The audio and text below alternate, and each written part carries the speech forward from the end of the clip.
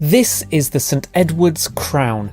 It's been placed on the heads of kings and queens as they are coronated for more than 300 years. But as monarchs from King Charles II to Queen Elizabeth II wore this crown, they were wearing the legacy of slavery.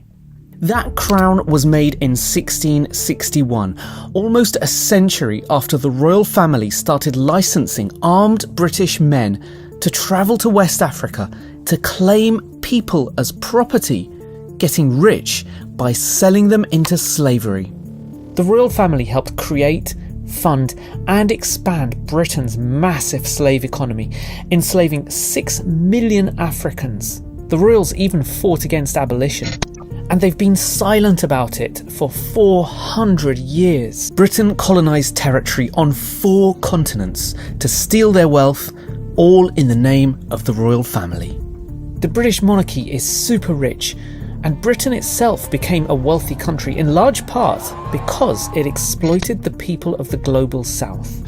And descendants of those who were enslaved or colonised are still paying the price. Respect us, man. Apologize now. But there's more. Monarchy and slavery have more in common than just money. The British royals, not just materially, also ideologically, they sit on a throne that is justified in the very same way that slavery is justified. So if you're born to be a king and born to be a subject, they also told us at one time you were born to be a master and you were born to be a slave.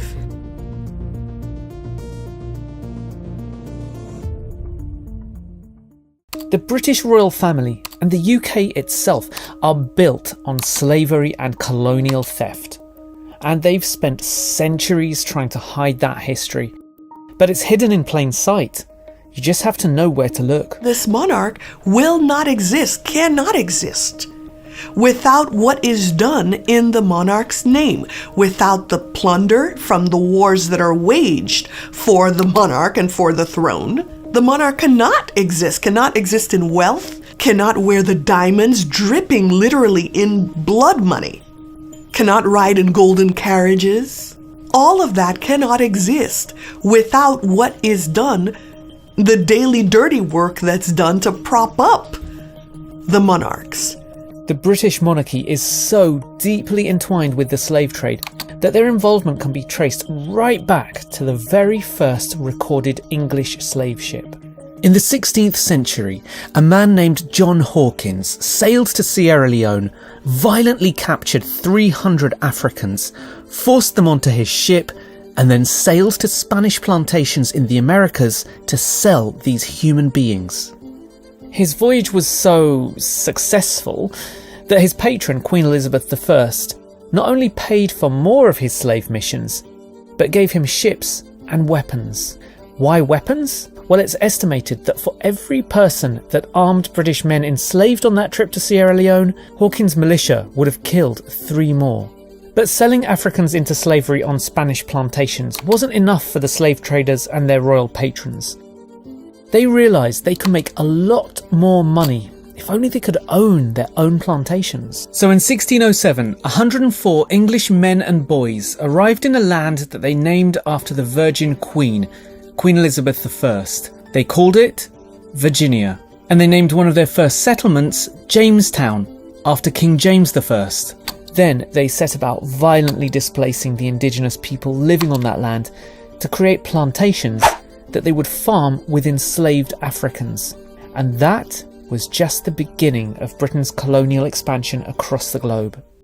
You know that crown from the coronation, the centrepiece of today's monarchy?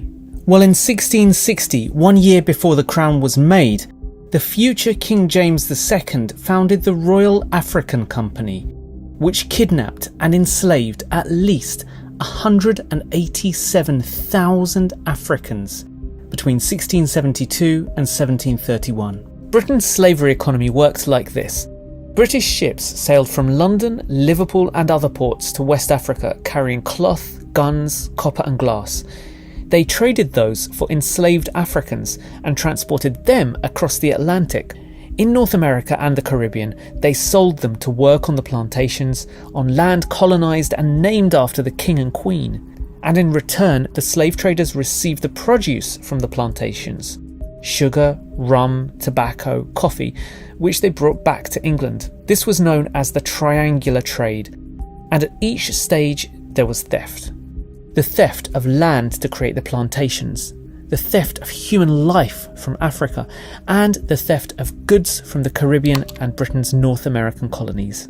That theft funded Britain's Industrial Revolution and made it one of the richest countries on earth. The slave trade and the expansion of African slavery in the Americas allowed for the creation of these plantation economies that gave birth to modern capitalism, that gave birth to slave trading companies, to the insurance industry, to port cities like Bristol and Liverpool becoming really significant on a global scale and employing thousands of people. But slavery was just the first part of the story of how the royals exploited the people of the global south. So they are not only benefiting in really basic terms in the sense that they are, investing their personal wealth in slave trading companies like the Royal African Company, but in many ways that is minor compared to the fact that they are investing in a trade that is helping them expand the reach of the British Empire. Yes, the royals and other elites were using their profits from slavery to build an empire. From the late 1700s, they invested it in colonial adventures, sending private armies around the world to take control of resource-rich lands and the people who lived in them. The exploitation was now on a global scale, but the modern-day royals still wouldn't acknowledge it. Until something was discovered in April 2023. Take a look at this document. This is the first time we've seen proof that the royals profited from slavery. It shows a transaction between a notorious British slave trader and the royal family in 1689. After the Guardian presented that evidence to the royal family, Britain's King Charles III finally agreed to support research into his family's links with slavery. It's the closest the royals have ever come to admitting how they profited from slavery. That one document is the tip of the iceberg. Brooke Newman is the academic who discovered the document. There are hundreds and hundreds of archival documents demonstrating links between the British monarchy and members of the royal family and the transatlantic slave trade, the expansion of colonial slavery, and the defense of colonial slavery, as well as documents that reveal their opposition to the abolition movement. After 400 years, you can't escape the legacy of slavery in England because of the way it seeped into the very identity of this country. This is Trafalgar Square, right in the heart of London. 3 of the 4 corners have spaces for statues that tell the story of how Britain sees itself: monarchy and empire. The two things just go hand in hand. In one corner is King George IV. In the opposite corner is Major General Sir Henry Havelock, an army leader who brutalised the people of Cawnpore after an Indian uprising in 1857. And in the other corner is General Sir Charles James Napier, Governor of the British Empire and the Army Commander of India. In fact, monarchy and empire are everywhere in this country. The Queen is on coins, stamps and banknotes. Politicians swear allegiance to the King. There's a Cotton Street in East London, a link to the Indian cotton trade that Britain profited from.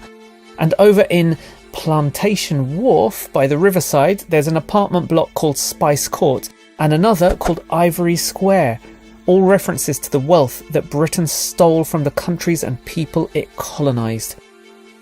But Britain was hiding the atrocities it was committing behind polite words. In the United States, we can directly see the plantations, for example, and also the enslaved people. In Britain, it wasn't necessarily that way. Everything was kind of hidden, or at least placed very far away in the Caribbean. The evidence is everywhere.